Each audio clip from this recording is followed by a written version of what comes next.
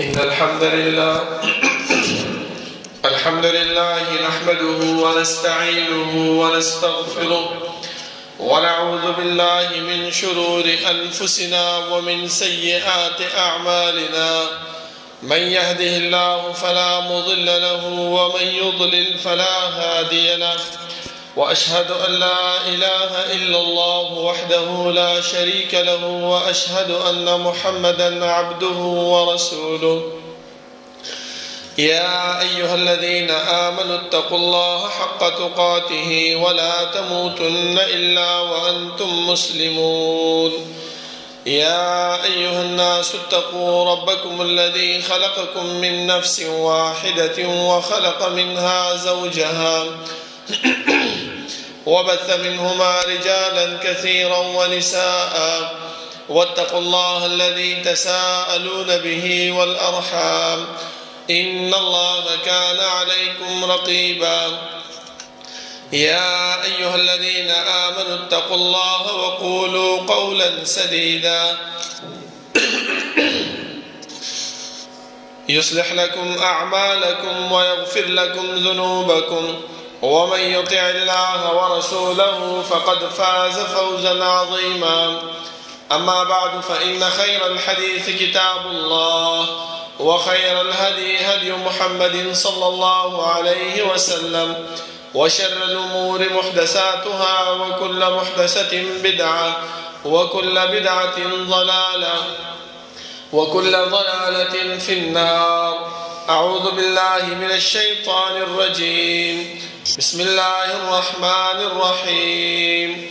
قاف والقرآن المجيد، بل عجبوا أن جاءهم منذر منهم فقال الكافرون هذا شيء عجيب. أإذا متنا وكنا ترابا ذلك رجع بعيد. قد علمنا ما تنقص الأرض منهم وعندنا كتاب حفيظ. بل كذبوا بالحق لما جاءهم فهم في أمر مريج. أفلم ينظروا إلى السماء فوقهم كيف بنيناها وزيناها وما لها من فروج. والأرض مددناها وألقينا فيها رواسي وأنبتنا فيها من كل زوج بهيج، تبصرة وذكرى لكل عبد منيب. ونزلنا من السماء ماء مباركا فأنبتنا به جنات وحب الحصيد، والنخل باسقات لها طلع نضيد، رزقا للعباد، وأحيينا به بلدة ميتا كذلك الخروج. كذبت قبلهم قوم نوح وأصحاب الرس وثمود وعاد وفرعون وإخوان لوط وأصحاب الأيكة وقوم تبع كل كذب الرسل فحق وعيد. أفعينا بالخلق الأول بل هم في لبس من خلق جديد. ولقد خلقنا الإنسان ونعلم ما توسوس به نفسه ونحن أقرب إليه من حبل الوريد. إذ يتلقى المتلقيان عن اليمين وعن الشمال قعيد. ما يلفظ من قول إلا لديه رقيب عتيد. وجاءت سكرة الموت بالحق ذلك ما كنت منه تحيد.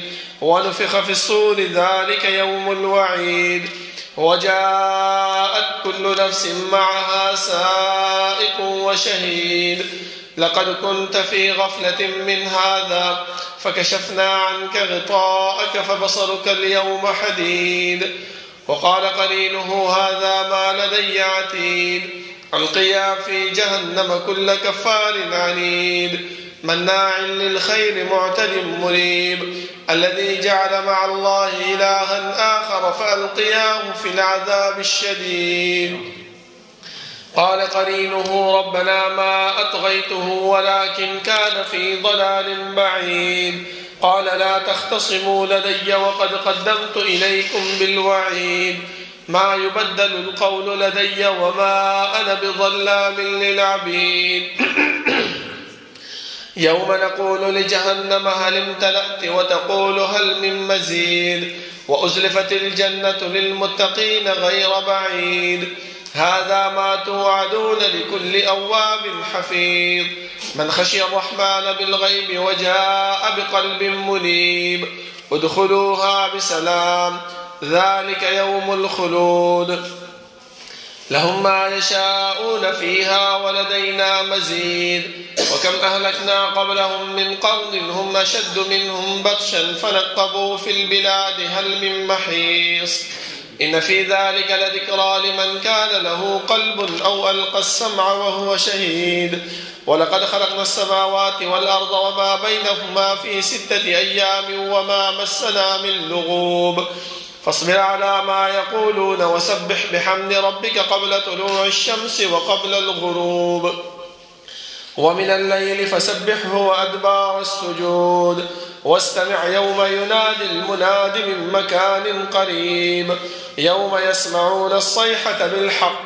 ذلك يوم الخروج إنا نحن نحيي ونميت وإلينا المصير يوم تشقق الأرض عنهم سراعا ذلك حشر علينا يسير نحن أعلم بما يقولون وما أنت عليهم بجبار فذكر بالقرآن من يخاف وعيد اللهم صل على محمد وعلى آل محمد كما صليت على إبراهيم وعلى آل إبراهيم إنك حميد مجيد اللهم بارك على محمد وعلى آل محمد كما باركت على إبراهيم وعلى آل إبراهيم إنك حميد مجيد بسم الله الرحمن الرحيم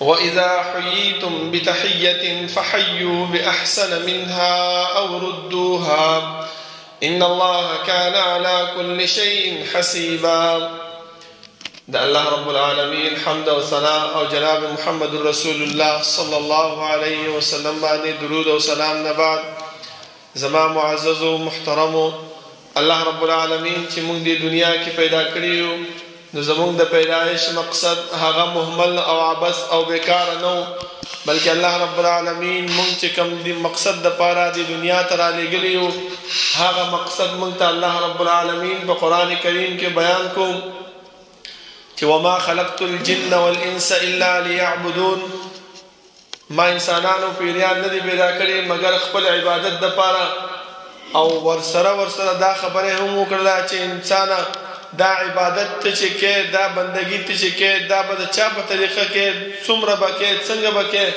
دا ټول خبره مونږ ته الله رب العالمین په اول ورځ چې کله آدم علیه السلام د جنت نه دنیا ته راخته کو او دای ورته فرمایل قل نهبطوا منها جميعا فإما يأتينكم مني هدى فمن تبع هدايا فلا خوف عليهم ولا هم يحزنون اے آدم علیہ السلام تو دنیا تروانی خدا دنیا زید لکشان تے دے جن تے رولو دے بیا با التا تسیشے کے تا تا بزمان طرفنا یو استاذ یو قائد یو رہنما رازی تبا دهاغی استاذ یو دهاغی قائد خبر منی نو علمت کامیاب و کامرانی دې د وجه زما محترمو علما فرمایي چې د انسان د اعمالو د قبولیت د پاره دوه شرط دي یو شرط هغه اخلاص ته چې د انسان په زړه کې د الله رب العالمین اخلاص موجود وي للهیت موجود وي چې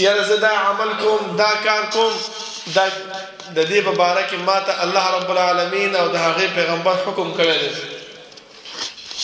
او په زړه کې نور څه تمه نه وي چې یاره دا کار کوم د ملګري سره د سړي سره دا به ماله څه شی راکړي نه بلکې څه دپاره چې الله رب العالمین به ماله د دې اجر او ثواب راکوي دویم زما محترمو چې هغه کار او هغه عمل هغه د رسول الله صلی الله علیه وسلم په طریقه باندې وي هغه چې کوم دین راوړی دی هغه چې کوم شریعت راوړی دی په هغه دین او په هغه شریعت باندې موجود وي نو دا کار د الله رب العالمین د قابل د قبول دی خو چې کله کم یو کار او کم یو عمل د رسول الله صلی الله علیه وسلم په شریعت کې موجود نه وي زما محترمو هغه کار او هغه عمل هغه د الله په دربار کې قبول نه دی که هغه باندې مونږ هر څومره ځان ستړی کو هر څومره مونږ دا په زړه کې راولو چې یاره دا د نیکۍ کار دی، دا د ثواب کار دی، خو په هغې باندې الله رب العالمین موږ له څه نه راکوي؟ اجر او ثواب نه راکوي.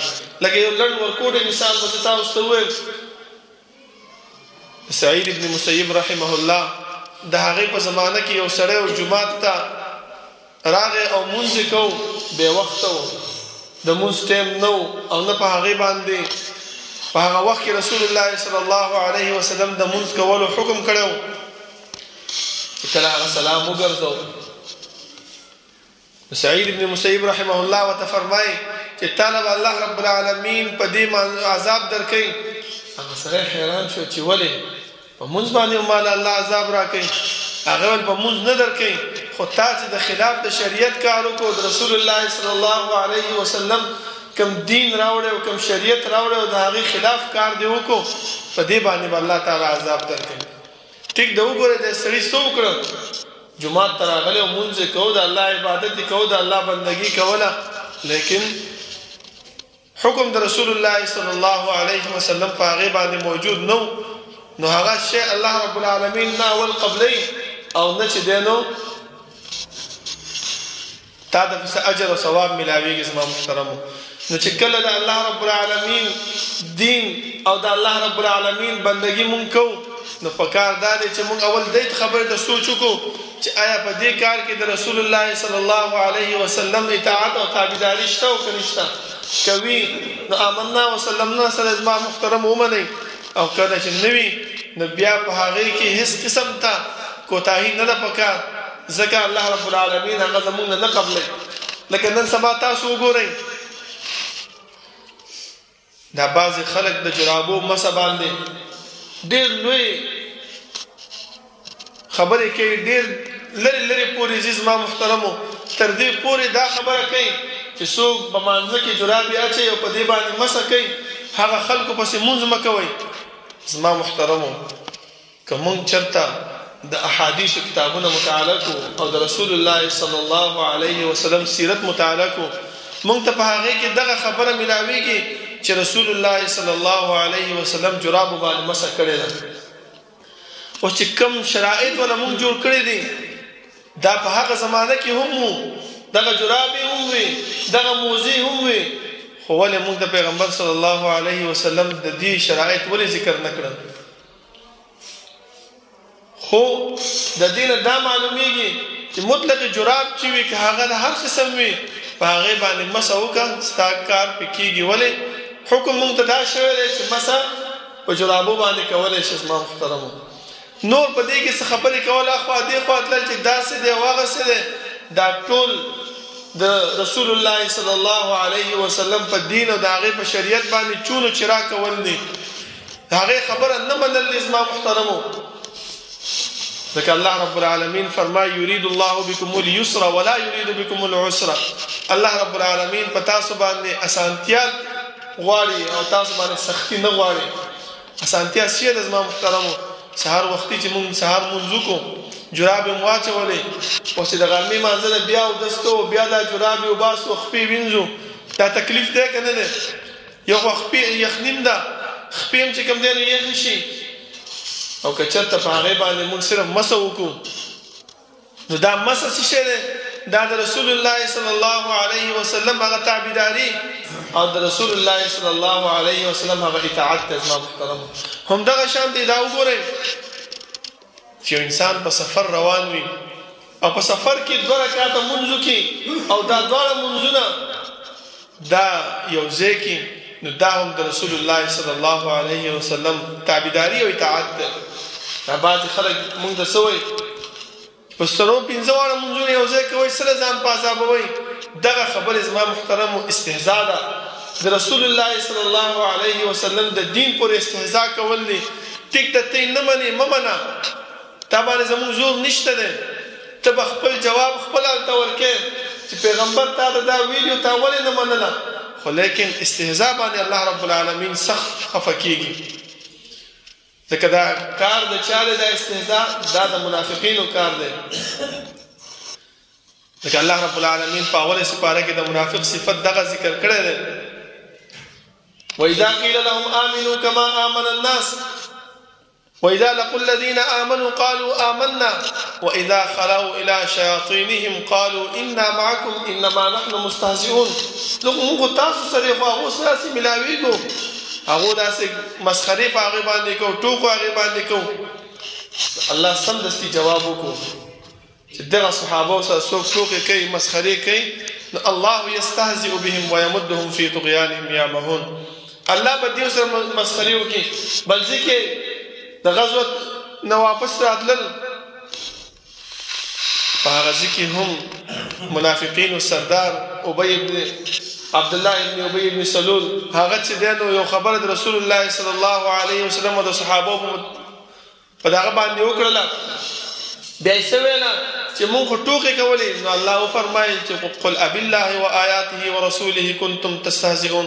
نور څه درته نه ملاویږي د الله او د الله رسول او د هغې په آیاتونو، د هغې په حکمونو، د هغې په شریعت باندې تاسو ټوکې کوئ. د دنیا کې لږې خبرې دي، په هغې باندې خپل وخت تېروئ. چې د الله رب العالمین حکم راشي او د الله د پیغمبر حکم راشي، نو هغه آمنا وسلمنا منل پکار دي، ځکه په دې کې زموږ کامیابي او زموږ اطاعت دی. او که چېرته موږ یې ونه منو نو څه به وشي، هېڅ هم نه کېږي. خو سبا الله رب العالمین د قیامت ورځ هغه زموږ د جزا او د سزا دپاره مقرر کړې ده. ځکه علما فرمایي الدنیا دار العمل والآخرة دار الجزاء. دنیا دا د عمل ځای دی،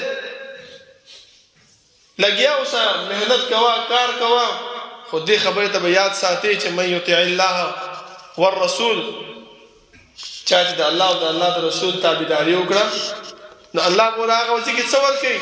جنات تجري من تحتها الانهار وذلك هو الفوز العظیم. و دې خبرې ته به سوچ کې زما محترمو، دا د الله او د الله د رسول تابعداري او اطاعت دا څه اخوا دېخوا شی نه دی چې ته راځې او په هغې باندې ټوکې او مسخرې کوې. تاسو وګورئ چې په سفر باندې انسان ځي او د غرمې ټیم شي او دا چې ورسره د مازدیګر او نن سبا د یخنۍ کې خو د ورځې ډېرې لنډې وي، انسان ته پته هم نه لګي او ماښام شي. خو چې کله انسان 2 رکعاته او 2 منځونه یو ځای وکړي نو هغه صحیح کېږي زما محترمو. خو چې کله انسان دا ووایي چې نه 2 منځونه یو ځای نه کومه، دا څه شی دی، دا خواخوا کار دی، دا داسې دی او دا هغسې دی، الله رب العالمین د داسې انسان نه د مسخرې په وجه باندې دا مازدیګر لمونځ یا خو ترې قضا کړي او یا چې دی نو د ماښام اذانه سره بلکل چې 1 منټ 2 منټه پاتې ماښام اذان د هغه ټیم کې کوي. دا ولې؟ دا الله رب العالمین دې انسان ته د رسول الله صلی الله علیه وسلم د هغه دین باندې د مسخرې سزا ورکوي. بیا هغې نه بعد د ماښام مونځو کې نو هغه منځونه هم ډبل شو، او که چېرته دغه ډبل کوو نو دې باندې زموږ ته مسله جوړېږي. ځکه زما محترمو زه حج کې ومه نو چې د عرفات نه مزدلفې طرف ته روان وو، په دې ریلګاډي کې یو کسو خپل والدین ته فون میلاو کو چې مورې ماښام مونځ به په مزدلفه کې په دغه کې به عرفات کې به نه کې، خو ماښام به خپل ټیم باندې کې او ماخوستن به په خپل ټیم باندې کې، او دا ماخوستن به څه کې پوره به کې. نو ما ورته ویلې چې ملګري داسې نه ده، حدیث د رسول الله صلی الله علیه وسلم دی چې ته مسافر یې 2 رکعاته به وکړې او دواړه په یو ځای باندې وکړه اوده شه. دا د مزدلفې ځای د الله پیغمبر مونږ ته د خوب او د آرام دپاره راکړی دی، دلته صرف دغه 2 منځونه یو ځای کول دي. هغه ما ته څه وایي چې یاره مونږ خو نه پوهېږو، خو مونږ ته په پاکستان کې عملیانو ویلي چې هلته ټول وابیان دي، چا سره به بحث نه کوئ. زما محترمو نن سبا څوک چې چا ته صحیح مسله هم بیانوي، چا ته د الله او د الله د رسول صلی الله علیه وسلم طریقه هم بیانوي، تا ته په هغې باندې څه لګي؟ لیبل لګي، تا ته په هغې باندې خبرې کېږي. ولې؟ هغه شیطان خپل هغه کار روان کړی دی چې الله رب العالمین سره وعده کړې وه رب بما اغویتنی لازینن لهم فی الارض ولاغوینهم اجمعین. ای الله تا چې زه څنګه ورټلم نو دا یاد وساته چې ماله مهلت ته قیامت ورځ پورې راکړه، په دې مهلت کې به زه څه وکړم ستا دا بندګان دا به د سمې لارې نه واړوم. الله ورته څه وویل الا عبادک منهم المخلصین زما نیکوکار بندګان به تا نه بچ کېږي. اوس هر انسان د خپل ګریوان کې سوچ وکړي چې نیکوکار بنده څوک دی. هغه څوک دی چې د رسول الله صلی الله علیه وسلم په طرز زندګۍ باندې خپل ژوند تیروي او هغه چې کوم حکم بیان کړی دی هغه آمنا وسلمنا سره مني دا نه کوي چې کوم حکم د هغې د طبیعت موافق وي هغه مني او چې کوم حکم د هغې د طبیعت موافق نه وي هغې کې چون چرا کوي. دغه صفت خو الله رب العالمین د یهودو بیان کړی دی چې کله ورته ووایي اذا قیل لهم آمنوا بما انزل الله قالوا نؤمن بما انزل علينا ويكفرون بما وراءه. موږ باندې چې کوم شی نازل شوی په هغې باندې ایمان راوړو د هغې نه ماسوا به خپل کار کوي اړوی منونه. دغه صفت زما محترمو چې انسان په خپل طبیعت باندې وګوري چې هغې د اساني پکې وي هغه مني او چې اساني پکې نه وي هغه څه کوي شاته غورځوي. نو دغه خبرې زما محترمو دا د الله او د الله د رسول صلی الله علیه وسلم سره موافقت نه لري. نو الله په دې باندې ناراضه کېږي او چې کله الله ناراضه شو بیا تاسو وګورئ زما محترمو دغه شانتې حالات چې نن سبا به موږ باندې روان دي چې موږ ته د باران ضرورت دی باران نشته دی یخني ډېره ده هر کور کې بیماري موجود ده هر کور کې تکلیف او مصیبت موجود دی. دا ولې الله رب العالمین زموږ نه ناراضه شوی دی. موږ د الله په لار باندې نه ځو الله چې کوم پیغمبر را لېږلی دی د هغې تابعداري او د هغې اطاعت نه کوو نو الله رب العالمین هم موږ له په دنیا کې سزا راکوي او آخرت خو هغه سره دی چې هغه بیا موږ سره کومه معامله کوله هغه به هغه کوي را سره زما محترمو. نو په کار دا دی زما محترمو چې موږ څه وکړو ځان د هر قسم شرمندګۍ او د هر قسم مصیبت نه بچ کړو او د الله او د الله د رسول صلی الله علیه وسلم په لار باندې روان شو او د هغې اطاعت او د هغې تابعداري خپل کړو. نو که چېرته موږ په دې سفر کې 2 رکعات 2 منځونه یو ځای کړه نو دا د الله رب العالمین هغه حکم هم دی ځکه رسول الله صلی الله علیه وسلم فرمایي چې الله رب العالمین په رخصت باندې دومره خوشحالیږي څومره چې په عظمت باندې نه خوشحالیږي. زما محترم چې الله تعالی دا رخصت درکړی دی چې ته 2 رکعاته کې نو د هغې په ځای باندې 4 وکړه که نه ولې 4 رکعاتو کې ثواب ډېر نه دی ولې 2 رکعاته کې نو چې ته هلته 2 رکعاته مني چې یاره مسافر یم د پیغمبر حکم دی نو دا هم د پیغمبر حکم دی چې 2 منځونه یو ځای کړه که نه دا ولې نه منو هغه شیطان خپل دسیسه روانه کړې ده زموږ باندې زما محترمو چې شیطان کم کار دا الله سره وعده کړې وه چې ثم لآتینهم من بین ایدیهم ومن خلفهم وعن ایمانهم وعن شمائلهم ولا تجد اکثرهم شاکرین. مخکې نه به مولا لازم د شانه به مولا لازم ښي طرف نه ګس طرف نه ښکته نه بره نه هر طرف نه مولا لازم او ته به یا الله موندنه کې شکر گزار او په دې کې څوک موندنه کې. زما محترمو په کار موږ ته دا دی چې دغه د یخنۍ ورځې دا د الله رب العالمین د اطاعت ورځې دي د الله رب العالمین د بندګۍ ورځې دي ځکه په دې کې انسان یو ورځ لنډی او په دې کې هغه احکامات چې کوم پیغمبر موږ ته بیان کړي هغه ټول په دې یخنۍ کې الله رب العالمین را جمع کړي زموږ د څه دپاره اسانتیا دپاره. نو په کار دا دی چې په هغې باندې موږ عمل وکړو چې د الله د رسول صلی الله علیه وسلم اطاعت او تابعداري هغه هم پکې راشي. الله رب العالمین د دعا ده چې الله رب العالمین د عمل کولو توفیق راکړي او الله رب العالمین زموږ زندگی د رسول الله صلی الله علیه وسلم اطاعت او په طرز زندگی باندې روان کړي. اقول قولي هذا واستغفر الله لي ولكم ولسائر المسلمين.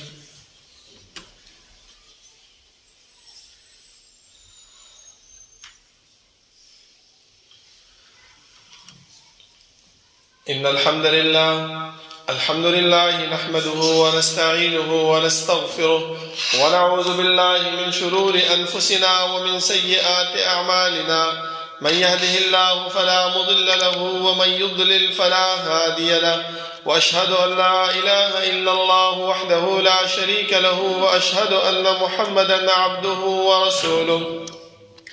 يا أيها الذين آمنوا اتقوا الله حق تقاته ولا تموتن إلا وأنتم مسلمون.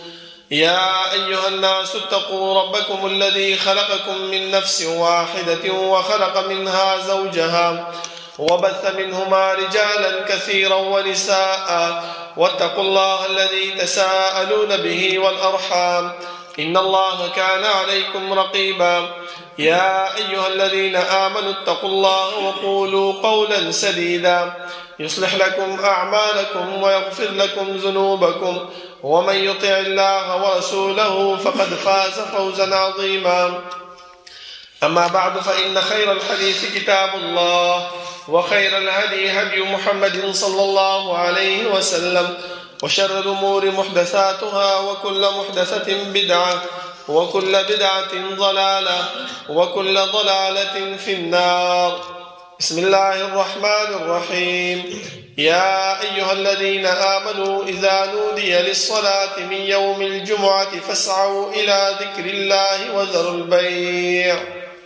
زما محترمو، الله رب العالمین چې کوم پیغمبر مونږ ته رالیږلی دی، دا پیغمبر الله رب العالمین خپله د دې صفت او تعریف بیانوي چې لقد جاءكم رسول من أنفسكم عزيز عليه ما عنتم حريص عليكم بالمؤمنين رؤوف رحيم. الله چې کوم پیغمبر رالیږلی دا ډېر حرصناک دی او ډېر نرم دی او ډېر شفقت کوونکی دی په مؤمنانو باندې چې داسې یو مسله پاتې نه شي چې دې مؤمن نه هغه پاتې شي او هغه څوک جهنم ته لاړ شي. ځکه الله رب العالمین بل ځای کې فرمایي چې رسول الله صلی الله علیه وسلم به د هر انسان دپاره ډېر حرصناک و چې دا ایمان راوړي او د جهنم نه بچ شي. نو الله ورته وفرمایل چې لعلک باخع نفسک الا یکونوا مؤمنین. ای پیغمبر خپل ځان ولې وژنې، ځان ولې په پریشانۍ کې اچوې؟ دا خلک هسې هم ایمان نه راوړي. څوک چې ایمان راوړي هغه وړه خبره هم ستا مني. نو همدغه شانتې الله رب العالمین او پیغمبر موږ ته چې کوم د دین احکامات دي هغه بیان کړي دي. اوس چې منلو والا وي هغه وړه خبره هم د پیغمبر مني، خو چې منلو والا نه وي نو هغه څه کوي؟ هغه په هغه مسایلو کې چې کوم پیغمبر بیان کړي شل خبرې پکې کوي. زما محترمو، چې نه دا داسې نه ده، دا داسې ده، دې کې دا شرایط دي، دې کې دا مسایل دي. ولې پیغمبر ته دا مسایل او دا شرایط معلوم نه چې هغه موږ ته بیان کړی وي. کنه موږ خپل د ځان نه دغه مسایل او دغه شرایط ایجاد کړي دي، خو د دې وجه دا ده چې موږ په هغې باندې عمل نه کوو، موږ په هغې باندې ځو نه. نو چې کله نه ځو زما محترمو، بیا به زموږ انجام څه شی وي، زموږ کار به څه وي. موږ ته به الله رب العالمین څه سزا راکوي، هغه به الله رب العالمین موږ ته بیان کړې ده چې ومن یعص الله ورسوله فإن له نار جهنم خالدا فيها. څوک چې د الله او د الله د رسول صلی الله علیه وسلم نافرمانی کوي، د هغې خبره نه مني، نو الله رب العالمین هور تیار کړی دی، داسې هور چې همیش همیش دپاره په دې کې وي. ځکه الله رب العالمین هر قسم ته زمونږ د سوالاتو جوابونه وکړل. هغه دا چې اور دی، زه انسان به دا وایي، خو داسې دا بعض انسان خلک داسې وایو که نه. پیغمبر صلی الله علیه وسلم فرمایي چې کله دا انسان کلمه ووایي وایي د اور ته به ځي، خپل د ګناهونو سزا به سکي، بیا به جنت ته راځي. زه خو لږ شانتې سزا له وبسکو. نه زما محترمو، پیغمبر صلی الله علیه وسلم موږ د دې خبرې نه مو یرولو چې تاسو وګورئ دا د دنیا اور لاسو ته ونیسئ، څوک به نیولی شي؟ نه. د قیامت او د جهنم اور د دې د دنیا د اور نه 80 چنده وی زیات دی. نو چې دې ته موږ لاس نه شو نیولی نو هغې ته به موږ څه ټینګ شو. زما محترمو، دا خبره موږ د ذهن نه وباسو چې یاره ما خو هسې کلمه ویلې ده او مسلمان یم، د دې اور ته به ټینګي اوسئ. زما محترمو، په کار دا دی چې دا ژوند چې کوم الله موږ له راکړی دی، دغه زندګي چې الله موږ له راکړې ده، نو هغه کارونه موږ وکړو چې کوم باندې موږ ته پیغمبر حکم کړی دی. او ماشاءالله د جمعات کې هر وخت کې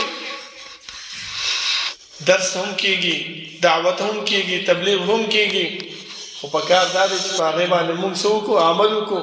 هغې ته موږ په توجه سره کښېنو، هغې ته موږ چې دی نو دا ونه وایو چې یاره دا هر وخت کې را روان دی، بل کار یې نشته. نه زما محترمو، دغه دین او دغه خبره داسې وي چې انسان واوري د هغه ایمان را تازه شي. کم کوتاهیان د انسان کې موجود وي د هغه کوتاهیانو نه هغه ځان وباسي، هغه ځان لرې کړي. خو پکار دا ده چې موږ دې ته راشو، ځکه که موږ نه راځو نو دا صرف زمونږ سستی ده، زمونږ کمزوري ده، او موږ دشمن چې کوم موږ باندې کار کوي هغه په خپل کار کې څه کېږي؟ کامیابېږي. او د قیامت په ورځ به بیا که چېرته موږ سب دا ووایو چې شیطان تا موږ ته چې کوم دی نو وسوسه اچولې وه نو ما باندې روان شوی یم، نو هغه به بیا قیامت په ورځ څه وایي؟ فلا تلوموني ولوموا انفسکم. نن ما مه ملامتوئ، نن خپل ځان ملامته کوي. ولې؟ ما انا بمصرخکم وما انتم بمصرخی. ما خو تاسو چغه نه واره چې ما طرف ته راشئ، زه خو الله سم جهنمي کړی، تاسو هم ځان جهنمي کړئ. ما کله تاسو چغه والده، ما خو به صرف تاسو لږه شان اشاره درکړله او تاسو به منډه ما طرف ته به را روان شوئ. راځئ اوس دې اسم نه کېږي، اوس وخت تېر دی، دې جهنم کې دواړه به په یو ځای سوځېږو. بیا هم الله وفرمایل چې دا شیطان ولې خلک جهنم ته رابلي؟ انما يدعو حزبه ليكونوا من اصحاب السعير. دې د وجې نه چې انسان کوم ځای کې ځان له وخت تېروي نو سړی زړه تنګېږي که نه. نو شیطان هم دا وایي چې زه ځان له ولې په جهنم کې وسوځېږم؟ پکار دی چې ما سره یو ډله برابرې چې هغه هم ما سره په جهنم کې وسوځېږي. الله رب العالمین نه دعا ده چې الله رب العالمین د هغه اعمالو نه موږ وساتي چې هغه د پیغمبر خلاف وي او د جهنم ته د تګ ذریعه وي، او د هغه اعمالو ته د موږ زړه راغب کړي، موږ پرې روان کړي چې هغه د جنت ته د تلو ذریعه وي. ربنا لا تزغ قلوبنا بعد إذ هديتنا وهب لنا من لدنك رحمة إنك أنت الوهاب. ربنا اغفر لنا ولإخواننا الذين سبقونا بالإيمان ولا تجعل في قلوبنا غلا للذين آمنوا ربنا إنك رؤوف رحيم. ربنا لا تؤاخذنا إن نسينا واخطأنا ربنا ولا تحمل علينا إصرا كما حملته على الذين من قبلنا ربنا ولا تحملنا ما لا طاقة لنا به واعف عنا واغفر لنا وارحمنا أنت مولانا فانصرنا على القوم الكافرين. صفونا برابر کے نزدین